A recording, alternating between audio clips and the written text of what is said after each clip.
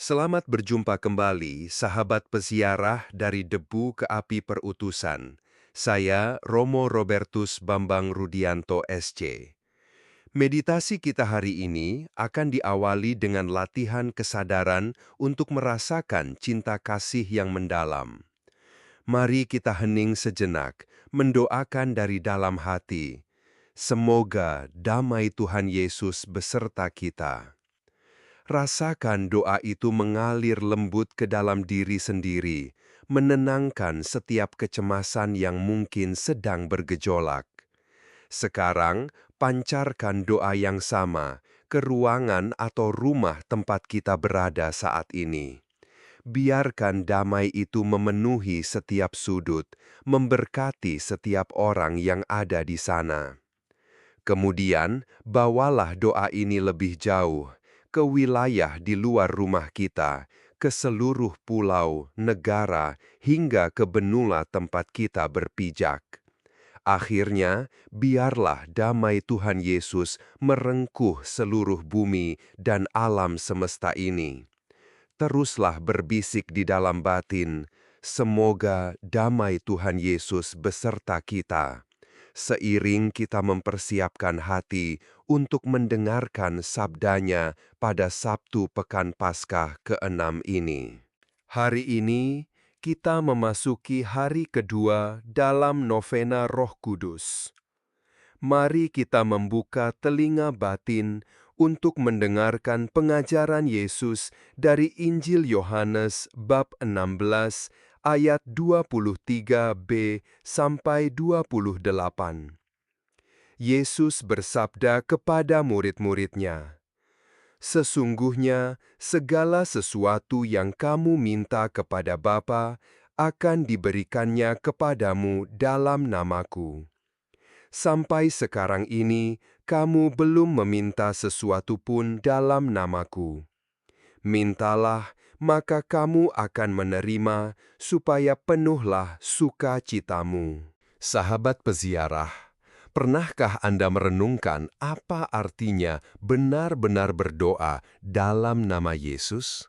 Seringkali kita terjebak pada pemahaman bahwa doa adalah semacam daftar belanjaan rohani, sebuah transaksi di mana kita menyodorkan permintaan dan mengharapkan Tuhan segera memenuhinya. Namun, dalam perikop ini, Yesus sedang menata ulang seluruh konsep doa kita. Ia mengajak kita masuk ke dalam ruang relasi yang amat personal dengan Bapa. Berdoa dalam nama Yesus bukan sekedar menggunakan namanya sebagai mantra atau formalitas penutup doa, melainkan menyelaraskan seluruh keinginan kita dengan detak jantung Kristus sendiri. Ini adalah doa yang lahir dari kepercayaan total seorang anak kepada Bapanya. Mari kita melihat rahasia doa ini melalui 3 jendela rohani yang akan memandu kita hari ini. Jendela pertama adalah jendela Ignasian. Santo Ignatius Loyola dalam Latihan Rohani nomor 54 menggambarkan doa sebagai sebuah percakapan akrab antara seorang sahabat dengan sahabatnya sendiri. Bayangkanlah momen itu. Anda duduk bersama Yesus tanpa topeng, tanpa kepura-puraan. Dalam pandangan Ignasian, doa adalah sarana untuk menata batin agar kita tidak lagi terikat pada afeksi-afeksi yang tidak teratur, sehingga kita bebas memilih apa yang lebih, apa yang magis demi kemuliaan Allah yang lebih besar. Berdoa dalam nama Yesus berarti berani berkata, "Tuhan, biarlah keinginanku menjadi keinginanmu." Jendela kedua adalah jendela Fransiskan. Santo Fransiskus dari Assisi mengajarkan kita untuk tidak hanya berdoa bagi diri sendiri, tetapi menyatukan suara kita dengan seluruh ciptaan. Melalui inspirasi ensiklik Laudato Si, kita diajak untuk melihat alam semesta sebagai rumah kita bersama. Berdoa dalam nama Yesus dalam perspektif Fransiskan berarti membawa rintihan bumi dan jeritan kaum miskin ke hadapan Bapa. Doa menjadi tindakan pertobatan ekologis, di mana kita mengakui bahwa hubungan kita dengan Tuhan tidak bisa dipisahkan dari cara kita merawat sesama dan semesta. Jendela ketiga adalah jendela I Thirst, yang diwariskan oleh Ibu Teresa dari Kalkuta. Ibu Teresa menangkap jeritan Yesus di kayu salib, "Aku haus." Bagi beliau, Yesus tidak haus akan air, melainkan haus akan cinta kita dan haus akan jiwa-jiwa. Doa adalah cara kita memuaskan dahaga Yesus. Ia merindukan kita datang dengan kepercayaan total seperti anak kecil. Ibu Teresa memulai setiap harinya dengan hening, mendengarkan Yesus menyapa namanya secara pribadi. Doa adalah pengosongan diri agar kasih Allah yang tanpa syarat itu bisa memenuhi seluruh bejana hati kita. Mari saya bagikan sebuah kisah pendek tentang surat rekomendasi. Ada seorang pemuda yang ingin melamar pekerjaan di sebuah perusahaan raksasa. Ia tahu ia tidak punya koneksi hebat, namun ayahnya memberikan selembam kartu nama milik seorang sahabat lama yang bekerja di sana.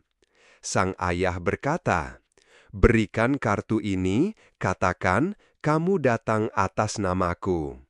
Saat pemuda itu menyerahkannya, manajer yang tadinya tampak kaku dan dingin tiba-tiba tersenyum lebar.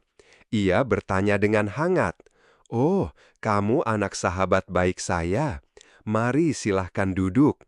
Apa yang bisa saya bantu untukmu?" Pemuda itu tersadar. Ia diterima bukan karena prestasinya yang luar biasa, melainkan karena nama ayahnya yang begitu dihormati. Malam itu, sang ayah berbisik, "Berdoa dalam nama Yesus itu persis seperti membawa kartu nama itu ke hadapan Bapa." Kisah ini menantang kita. Saat kita berdoa, apakah kita masih sibuk mengandalkan jasa dan kebaikan diri kita sendiri? Ataukah kita sudah berani datang dengan penuh percaya diri karena ada kasih Yesus yang menjamin kita di hadapan Bapa? Marilah kita mendalami ini lebih jauh. Dalam tradisi Ignatian, puncak dari segala permohonan kita bukanlah terkabulnya daftar permintaan kita, melainkan doa penyerahan total yang disebut suscipe. "Terimalah Tuhan seluruh kemerdekaanku, ingatanku, budiku, dan seluruh kehendakku. Berikanlah aku hanya kasih dan rahmat-Mu, itu sudah cukup bagiku." Dari Ibu Teresa, kita belajar bahwa doa adalah perjumpaan yang mengubah. Jika kita menyadari betapa Yesus haus akan kita, maka doa tidak lagi menjadi kewajiban yang berat, melainkan kerinduan untuk pulang ke pelukan kekasih. Dan dari Santo Fransiskus, kita diingatkan bahwa doa yang benar akan membuahkan perdamaian dengan sesama dan alam. Paus Fransiskus mengajak kita merayakan waktu doa dan istirahat untuk memulihkan keharmonisan yang rusak oleh keserakahan dunia modern yang serba cepat dan manipulatif.